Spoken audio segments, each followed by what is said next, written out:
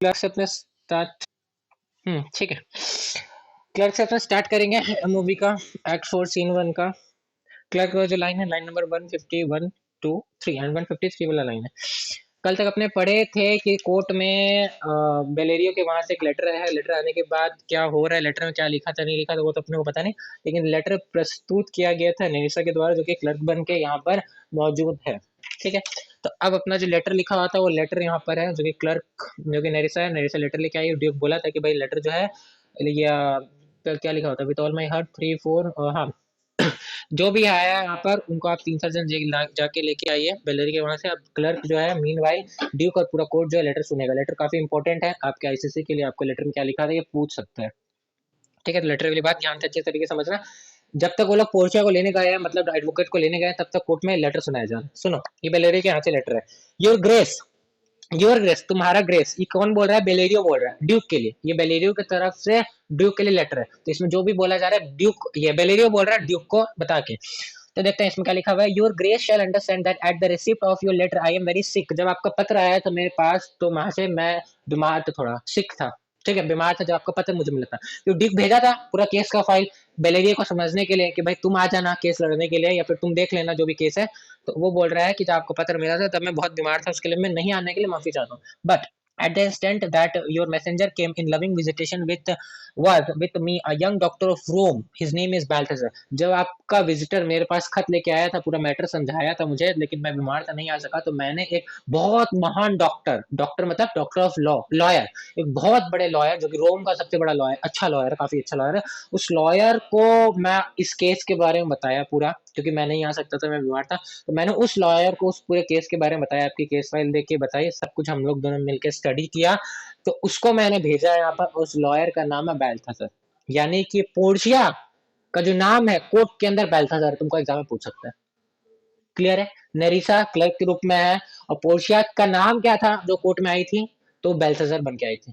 दो बैल्थासर एक्चुअली है, सुन लो। एक तो बैल्थासर है पोर्शिया का ही सर्वेंट, पोर्शिया का पैलेस का। ठीक है।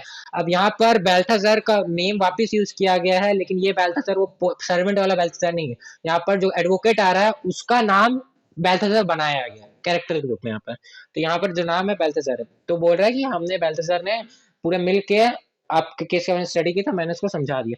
आई acquainted him with the cause in controversy, controversy तो समझ ही रहे हो जो यहाँ पर मैटर हुआ था बिटवीन द ज्यू and Antonio the merchant was turned over many books together. हम दोनों ने मिलके काफी बुक्स खंदेड़ी, लॉ की काफी बुक्स खंदेड़ी, देखी भाई कैसे कैसे हम लोग केस सॉल्व करना, कैसे क्या करना आगे, क्या कैसे आगे बढ़ना है। तो काफी कंट्रोवर्सी हुआ, काफी हम लोग एक दूसरे के बात पे आर्ग्यू किए नहीं किए, काफी कुछ हो रहा था, काफी बुक्स देखे। He is furnished with my opinion, वो मेरे ओपिनियन से सहमत है।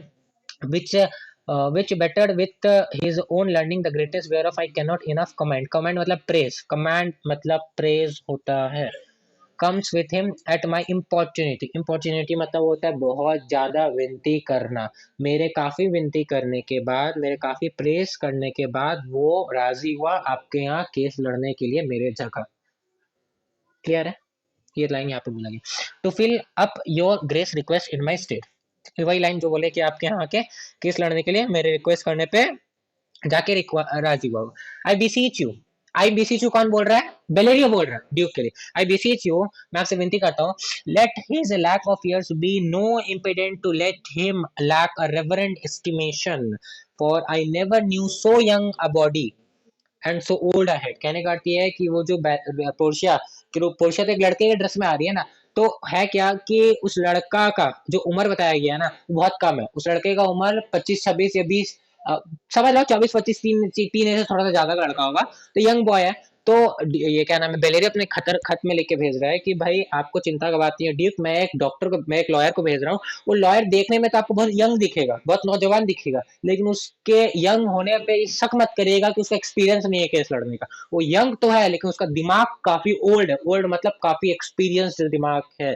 वही लाइन लिखा, young body old head, young body old है, देखने में नौजवान है वो, लेकिन उसका दिमाग ओल्ड है, मतलब एक्सपीरियंस्ड है, केसेस से काफी हैंडल किया। I leave him to your gracious acceptance whose trial shall better publish his commendation, मैं आपके यहाँ भेज देता हूँ। वो आप जैसे से बोलेंगे, केस जैसे से बोले क्या मतलब क्या, आपने केस का फाइल भेजा था, हमने समझा दिया, डिस्कस कर लिया, तो आगे केस का प्रोसीडिंग वही संभालेगा। तो ये तो अपना क्लियर है, ये लेटर समझ आया होगा सबको, आई होप सो, कोई डाउट नहीं होगा लेटर के अंदर। लेटर के अंदर बस यही बोला जा रहा है बेलेरियो क्या लिखता है ड्यूक के लिए कि मैं नहीं आ पाया, मैं बीमार था, मैंने एक डॉक्टर के संग एक लॉयर के संग बैठ के पूरा डिस्कस किया आपका केस फाइल, उसको मैंने सब कुछ समझा दिया मैटर, उसको मैं भेज रहा हूँ। वो यंग है, देखने में नौजवान है, लेकिन उसके यंग होने पे शक मत करिएगा।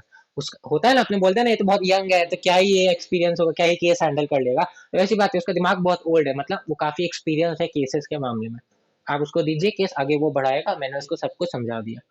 ठीक है, अब ड्यूक का स्पीच क्या है, you here the learn Bellario what he rights. अब लेटर पूरा कोर्ट में अनाउंस हुआ था, लेकिन अब लेटर को मतलब लेटर खत्म हो गया, तब ड्यूक बोल रहा है कि तुमने सुना बेलेरियो ने क्या कहा मेरे लिए यहाँ पर, and here I take it is the doctor can, क्या डॉक्टर आया है, वो डॉक्टर मतलब वो लॉयर आया है कि कोर्ट में, वो पूछा जा रहा है, ड्यूक पूछ रहा है। Inter Portia does like a doctor of law, अब पोर्शिया आती है कोर्ट के अंदर लॉयर बन के, give me your hand, came come you from old Bellario, तुम अपना हाथ दो, तुम क्या बेलेरियो के वहां से आए। ठीक है, अब देखो गिव मी योर हैंड मतलब तो काफी उस प्रकार का हो जाता है, समझ ही रहो कि ये वेडिंग वेडिंग टाइप का स्टाइल आपका हो गया। ठीक है, ड्यूक का जो कहना है give me your hand, Christian wedding type का लगता है थोड़ा सा, बट ऐसी बात नहीं है, ये उस समय का प्रथा ही था, इस तरीके से समझ सकते हो। Came you from old Bellario, तुम क्या बेलेरियो के वहां से आए हो। पोर्शिया बोलती है, पोर्शिया बॉय के ड्रेस में है, याद रहे हम बोल तो रहे कि पोर्शिया बोलती है, बट एक्चुअली वर्ड है कि पोर्शिया बोलता है, यहाँ पर लॉयर के ड्रेस में, यंग बॉय के ड्रेस में आई है वो, याद रहे।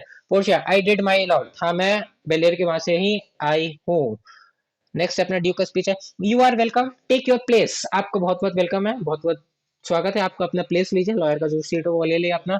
Portia are you acquainted with the difference that hold the present question in the court, जो कोर्ट में यहाँ पर कंट्रोवर्सी चल रहा मैटर, आप उसके संग पूरे मतलब पढ़ के आए, उस मैटर को समझ के आए है ना, हाँ की ना, ड्यूक पूछ रहा है यहाँ पर, क्लियर है। फेमिलियर विद द केस मतलब ये हो गया एक्चुअली, समझ लो। Portia, I am informed thoroughly of the cause, I am inform thoroughly of the cause which is the merchant here and which the Jew, हाँ मुझे केस के बारे में सब कुछ जानकारी मिल चुकी है, लेकिन यहाँ पर मर्चेंट कौन है और ज्यू कौन है मुझे बता दो एक बार, कि ज्यू कौन है मर्चेंट कौन है पता नहीं है इसको। ड्यूक बोलता है Antonio and old Sherlock both stand for, दोनों के दोनों हाजिर हो जाए यहाँ पर, तो दोनों के दोनों एक एक कटघरे में हाजिर हो गए होंगे, समझ लो। ठीक है, Portia, is your name Sherlock, Portia बोलती है कि क्या, शार्लोक की तरफ देख के, क्या तुम्हारा नेम शार्लोक है।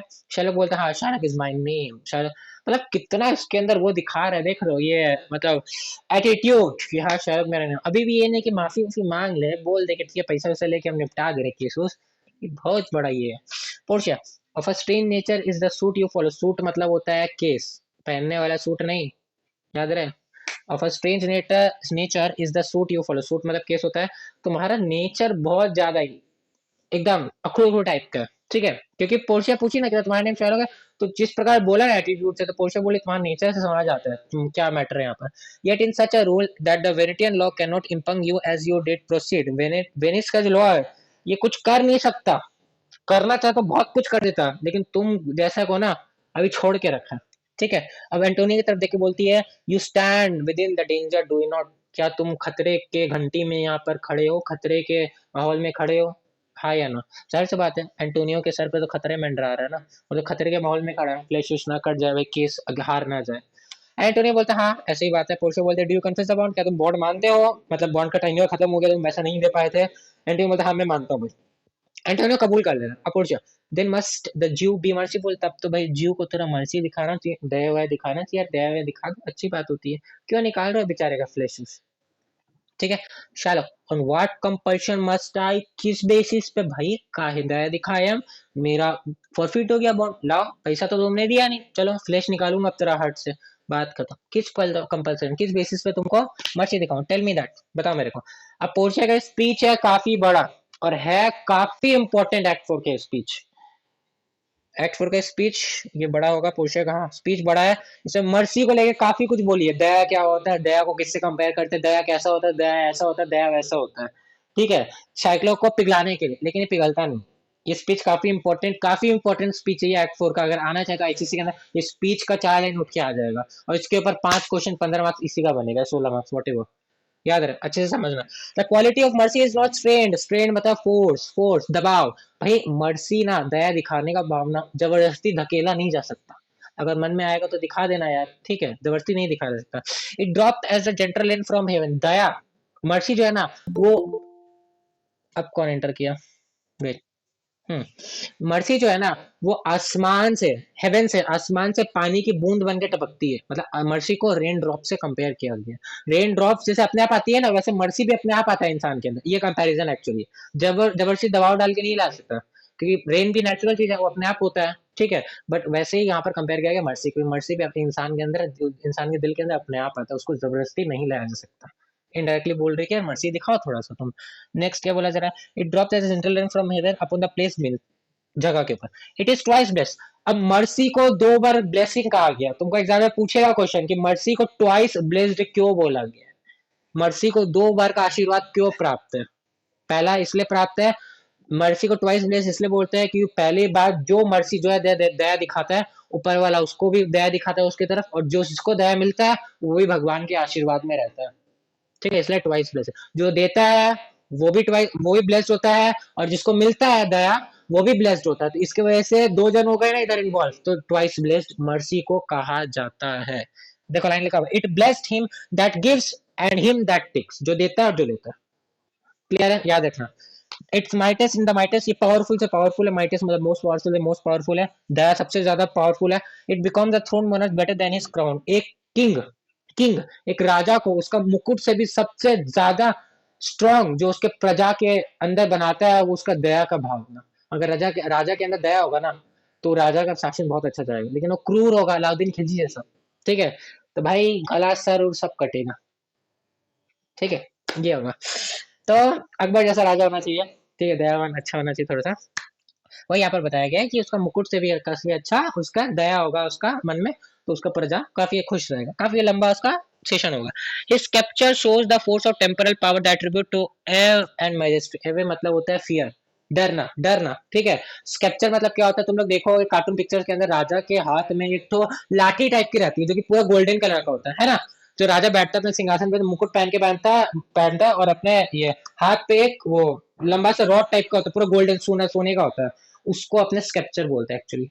ठीक है, बस दिखाता है ना, जादू की छड़ी ये सब होती है ना, जिसके ऊपर ऊपर से कोहिनूर टाइप का हीरा लगा होता है, बस वैसे ही वो होता है स्क्रिप्चर एक्चुअली, जो राजा अपने संग लेके बैठता है। तो बता रहा है कि वो चीज दिखाता है राजा का कितना अच्छा शासन है, वो जो लेके बैठता है उसका स्क्रिप्चर।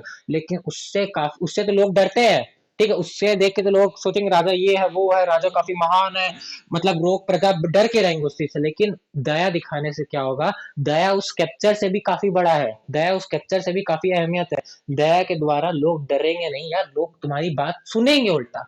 डर के तो लोग सुनेंगे नहीं एक पॉइंट पे जाके उस राजा की बात प्रजा के लिए। लेकिन अगर दया दिखाएगा ना राजा, तो वो बात सुनेंगे सभी लोग। मतलब उस कैप्चर से भी और उसका मुकुट से भी दया काफी बड़ा। ये बता रहे हैं एक्चुअली यहाँ पर portion. Next, where in doth sit the dread and fear of kings. Dread मतलब होता है fear.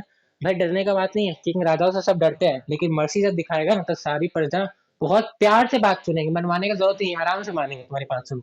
But mercy is above the scriptures. बोल तो बोले मर्सी इन सबसे ऊपर, स्क्रिप्चर से। जो स्क्रिप्चर मतलब वो जो रॉड है राजा का, उससे भी ऊपर है, काफी सबसे ऊपर। मर्सी, मर्सी का कुछ कहना ही नहीं। It is enthroned in the hearts of king. Enthroned का मतलब होता है डीप रूटेड। ठीक है, मतलब काफी अच्छे तरीके से बैठा हुआ है या अंदर है। तो it is enthroned in the hearts of king. ये राजाओं के दिलों में होता है दया दिखाने की भावना। यहाँ पर बोला it is an attribute to God himself. ये भगवान को एक चढ़ावे के रूप में, ऊपर वाले को दया दिखाना, अपने मन में दया दिखाना दूसरों के प्रति, ये ऊपर वाले को चढ़ावे के तौर पे, ऊपर वाले के लिए गिफ्ट है एक तो, जो तुम दे रहे हो ऊपर वाले को देने के लिए। An earthly power does then show like is God's what when mercy seasons justice. लेकिन जब तुम दया दिखाओगे ना, तो तुम्हारा जजमेंट, कोई भी फैसला, कोई भी डिसीजन होगा लाइफ का, वो और ज्यादा सुंदर, प्यारा, स्मूथ हो जाएगा, तुम्हारे अकॉर्डिंग हो जाएगा। तो जजमेंट अगर कुछ ऐसे होती है ना अपनी लाइफ में परिस्थितियां जो अपने खिलाफ होती है, ऐसा तो नहीं बोल रहे कि नहीं होती लाइफ में, कभी ये सिचुएशन आता है जो हमारे खिलाफ भी होता है। लेकिन यहाँ पे मर्सी का कहना है कि मर्सी दिखाने से क्या होता है कि लाइफ के सिचुएशंस भी काफी इजिली हैंडल हो जाते हैं। ठीक है, एक बात तुम लोग को बताएंगे हम। ठीक है, याद रखना इस बात को कि बुरा वक्त आता है, अच्छा वक्त भी आता है। ठीक है, साइकिल का पहिया पूरा घूमता है, गाड़ी का पहिया भी पूरा घूमता है। ये बात सबके संग होता है कि अच्छा गुड टाइम्स भी होता है, बैड टाइम्स भी होते हैं। लेकिन तुम लोग एक बात बताएंगे, आईसीसी चल रहा है, सोच रहे हो कि काफी प्रेशर वेशर है, ये है वो है। लेकिन एक बात बता रहे हैं, आईसीसी भी 2 महीने का ही है। ठीक है, 2 महीने का मेहमान है, ज्यादा का नहीं है मेहमान। 11वीं में जितना याशी करना करो, 12वीं में फिर सीरियस हो जाना। लेकिन हाँ, जो साइंस वाले बच्चे हैं वो 11 से सीरियस रहेंगे तो ज्यादा बेटर रहेगा। और जिनका मैथ्स हुआ 11 में, वो थोड़ा सीरियस रहेंगे। तो कहने का वही है कि बुरा वक्त आता है ना, हमेशा याद रखना कि विंडो ओपन कर दो, हवा आ रही है, हवा चली जाएगी, बस। अच्छा वक्त भी आता है तो संग में रहता है, चला जाता है, वो थोड़ा सा ज्यादा रहता है, कई कई बार कम रहता है, बुरा वक्त भी रहता है, तो ओपन होगा, पीछे डोर से आएगा, सामने डोर से चला जाएगा। ये एक मॉरल है मेरी तरफ से, याद रखना इसको। तो वही बोला गया, जजमेंट भी इजी हो जाएगा, सीजन जस्टिस, जस्टिस भी आपका इजी हो जाएगा अगर आप मर्सी दिखाओगे। Therefore due do justice by the plea मतलब डिमांड होता है। Therefore due do justice by the plea consider this that in the course of justice none of us should see salvation. भाई justice को तुम दिखा नहीं रहे हो, थोड़ा न्याय नहीं दिखा रहे हो, थोड़ा मर्सी नहीं दिखा रहे हो, मर्सी उर्सी दिखा दो थोड़ा। अब मर्सी दिखाने से क्या होगा कि अगर तुम, अगर ऐसा होता है ना, यहाँ पे सेल्वेशन का मतलब क्या, देखो लिखा हुआ भी होगा सबके आसपास मीनिंग में मूवी में, नहीं तो बता दे रहे हैं। सेल्वेशन का मतलब ये होता है, if we were to be judged according to the strict justice of God none of us would be saved. मतलब कहने का अर्थ है, पोर्शा बोल रही है कि अगर भगवान भी इतना कड़ा न्याय दिखाते ना हम लोग के खिलाफ, तो हम लोग भी आज शायद पूरी दुनिया में नहीं जीवित होते, नहीं रहते सुकून से। तो तुम तो इंसान हो यार, तो तुम इतना कड़ा कठोर कैसे दिखा सकते हो दया का भावना। तो दिखाओ, दया दिखाओ, प्यार दिखाओ यहाँ पर सबके लिए, इंसानियत दिखाओ। अगर ऐसा ऊपर वाला को करना होता तो हम सब कैसे यहाँ पर जीते। तो ऊपर वाला बनाने वाला तुमको, क्रिएटर जब ऐसा नहीं किया तो तुम्हारा हिम्मत कहाँ से हो रहा करने को, भाई दया दिखाओ। समझ रहे हो, ये बात है। We do pray for mercy and that the same prayer does teach us to all render. हम लोग मर्सी के लिए प्रे करते हैं और यही मर्सी हम लोग को सिखाता है कि हम लोग को सबको मर्सी देना चाहिए। तो the deeds of mercy I have spoken thus much to mitigate the justice of the play. मैंने इतना कुछ बोला, इतना काफी है, पोर्शे का स्पीच काफी बड़ा है, तो पोर्शे बोलते मैंने इतना कुछ बोला जस्ट तुम बताने के लिए, सिखाने के लिए कि मर्सी काफी अच्छा है, दया का भावना होना चाहिए, ये पोर्शे बता रही है। विच मिटिगेट मतलब होता है ये तुम्हारा एकदम तानना, टाइम को खींचना, ठीक है, वो हो रहा माहौल को ठंडा करना, एक्चुअली ये होता है मतलब यहाँ पर। If we do follow strict court of Venice must needs give sentence against the merchant there. भाई देख लिए तुम दया दिखाओगे नहीं दिखाओगे, तो भाई मर्चेंट, ये जो शैलोक, ये जो मतलब कोर्ट जो है वेनिस का, वो मर्चेंट के खिलाफ जो भी जजमेंट लेगा आपसे लेगा, क्या ही कर सकते हैं। बोलो किसी को डाउट है, नहीं समझ आया, कोई ऐसा स्पीच, कोई ऐसा लाइन इसके अंदर का। ये शैलो की स्पीच में नेक्स्ट पे मूव करें, काफी इंपॉर्टेंट स्पीच है, एग्जाम में पूछेगा, आया तो 90% चांस है कि स्पीच आएगा एक्ट फोर आया तो, और नहीं आया तो अलग बात है, लेकिन इंपॉर्टेंट है, एग्जाम में आया हुआ है ये, इसी टर्म में फर्स्ट टर्म काफी स्कूलों का हुआ उसमें आया है ये स्पीच, इसके ऊपर क्वेश्चन भी आया है। हाँ, शैलोक का अपना नेक्स्ट स्पीच है, शैलोक का नेक्स्ट स्पीच में शैलोक बोल रहा है, my deeds upon my head. क्या मतलब, ये बहुत हंसने वाला है, बोल रहा है कि मेरे कर्म मेरे मत्थे आके पड़ेंगे। भाई तुम काहे टेंशन ले रहे हो, तुम इतना गान काहे झाड़ रहे हो मेरे को, हम करेंगे बुरा तो हम समझेंगे, मेरे सर पे आके मेरा कर्म पड़ेगा, तुम काहे झाड़ रहे हो इतना। वही है, my deeds upon my head, I crave the law the penalty and the forfeit of मैं लॉ से मेरा बॉन्ड जो है उसी को मांगता हूँ जो फॉरफिट हो गया। भाई मेरे को मेरा पेनल्टी दे, बात खत्म, हमको ऐसा भाषण नहीं सुना। पूछा, is he not able to discharge the money. अब पोर्शे पूछती है कोर्ट में कि क्या वो पैसा नहीं दे पाया है, मतलब एंटोनियो क्या पैसा नहीं दे पाया है। बेसिनियो बोलता है पैसा तो नहीं दे पाया, लेकिन मैं अभी यहाँ पर खड़ा हूँ, डबल ट्रिपल पैसा दे के खड़ा हूँ। भाई ले ले, तो वो ले तो ले, मैं 10 गुना पैसा दे दूंगा, 3,000 डकेट्स का 10 गुना, 30,000 डकेट्स दे दूंगा, कम से कम ले तो सही वो, कम से कम माने तो सही। लेकिन शैलोक लेगा नहीं। Yes here I tender it for him in the court, या ट्वाइस द सम, 2 गुना, 3,000 का 2 गुना, 6,000 डकेट्स लेके खड़ा हूँ। दैट विल नॉट सफाइस, अगर वो भी सफिशियंट नहीं होगा, I will be bound to pay it 10 time, मैं 10 गुना ज्यादा दे दूंगा। 3,000 का 10 गुना कितना होता है, 30,000 डकेट्स, काफी बड़ा अमाउंट है इंडियन रुपीज के अंदर देखोगे तो, ठीक है। देख लेना, गूगल वूगल पे सर्च मारना डकेट का रुपीज में कितना वैल्यू होता है, ये 30,000 डकेट कितना होता है, बहुत बड़ा, इतना जीरो आएगा कि समझ ही नहीं आएगा। तो वैसे नहीं हो भाई, पैसा वाला भी वही बना है, पोर्शे से शादी करके, तो बोल रहे हैं कि भाई 30,000 डकेट लेके खड़ा हूँ, ले तो है वो कम से कम। On forfeit of my hands my head and my heart, मेरा हैंड्स हार्ट बॉडी कुछ भी लेना ले ले भाई, लेकिन मेरे दोस्त एंटोनियो को छोड़ दे। अगर उससे भी संतुष्ट नहीं हो, पैसे से भी संतुष्ट नहीं हो, तो मेरा ले लो sir. It must appear that malice bears down to, अगर तुम ये सब चीज लेके भी ये सब चीज भी नहीं ले रहे हो, तो इसका मतलब है तुम्हारी पर्सनल ग्रज है शायलॉक जो तुम निकाल रहे हो, पर्सनल दुश्मनी है जो तुम निकालने की कोशिश कर रहे हो एंटोनियो के खिलाफ। मेलाइस मतलब वही होता है, पर्सनल एनवीनेस तुम दिखा रहे हो, ठीक है। एंड आई बेसीच यू, मैं विनती करता हूँ, wrest once allot your authority. ये विनती करता हूँ, ये विनती किसको करता हूँ, ये पोर्शिया को बोल रहा है, याद रखना। शैलोक को विनती नहीं कर रहा है, पोर्शिया को बोल रहा है, नहीं लिखा हुआ बगल में जाओ तो लिख लो। And I beseech you wrest once allot your authority to do a great right do a little, law को तुम चेंज कर दो, कुछ अच्छा करने के लिए थोड़ा सा गलत कर दो, समझे। लॉ को तुम चेंज कर दो, मैं तुमसे विनती करता हूँ, कुछ अच्छा करना है, किसी की जान बचाना है, तो लॉ को थोड़ा चेंज कर दो यार, पोर्शिया को मेहनत कर रहा है। एंड कब the cruel devil of his will, और वो जो डेविल का जो विल है उसको वहां से हटा दो ताकि वो विल अपना नहीं ले पाए। लेकिन भाई वेनिस का लॉ ऐसा नहीं कर सकता। समझ रहे हो बात? तो वेनिस का लॉ ऐसे कानून चेंज नहीं कर सकता। एक बार कानून चेंज कर दिया एंटोनियो के लिए तो कोई ना कोई उठ के आ जाएगा, कोई ना कोई पाप करके कि भाई मैंने किया है तो भाई मुझे भी माफ करो, तुमने उसको माफ किया था तो। ठीक है, नेक्स्ट स्पीच अपने पोर्शिया का आता है। पोर्शिया का स्पीच काफी सेंसिबल है। इस स्पीच के द्वारा अपने को पता चलता है कि पोर्शिया काफी सेंसिबल लेडी है। लिख सकते हो स्पीच के ऊपर, पोर्शिया काफी सेंसिबल लेडी है। इस स्पीच से अपने को पता चलता है। पोर्शिया क्या बोलती है? It must not be, there is no power in Venice can alter the decree establish. भाई वेनिस के अंदर ऐसा कोई कानून नहीं है या कोई तरीका नहीं है जिसके जरिए हम ये कानून को, ये जो केस लगा हुआ है, इस केस को हम बदल दें। ऐसा नहीं हो सकता। ठीक है, it will be recorded for a president and many an error, मतलब ये रिकॉर्ड कर लिया जाएगा। अगर मैंने चेंज कर दिया ना तो ये केस का पूरा फाइल और जो पूरा केस में कॉन्फ्रेंस बात हो रही है सब रिकॉर्ड कर ली जाएगी एक लीगल रूप में। क्योंकि हर केस का तो जो भी कंट्रोवर्सी होता है केस के दौरान सब कुछ तो रिकॉर्ड किया जाता है ना फाइल ये सब के अंदर, तो जो लीगल ऑफिसर अदर लोग मेंटेन कर रहे हैं वहाँ पे कोर्ट में। तो बोल रही है कि अगर मैं ऐसा कर दूंगी तो ये रिकॉर्ड कर लिया जाएगा। रिकॉर्ड मतलब ये आगे सबके लिए सबूत हो जाएगा कि भाई इस दिन इस कोर्ट में इस मैटर को लेके हुआ था, लॉ चेंज किया गया तो हमारे लिए भी लॉ चेंज होना चाहिए। इसलिए बोल रही है। तो एरर हम ऐसा मिस्टेक नहीं कर सकते। By the same example will rush into the state it will not be. सब लोग आगे ऐसा करेंगे स्टेट में अफरा तफरी मिल जाएगा वेनिस के अंदर, जो कि हम नहीं कर सकते। Shylock, Daniel come to judgment, yeah, Daniel, oh wise young judge, how I do honor thee। Daniel क्या है? Daniel एक्चुअली ज्यू लोग के अंदर एक काफी महान हस्ती है।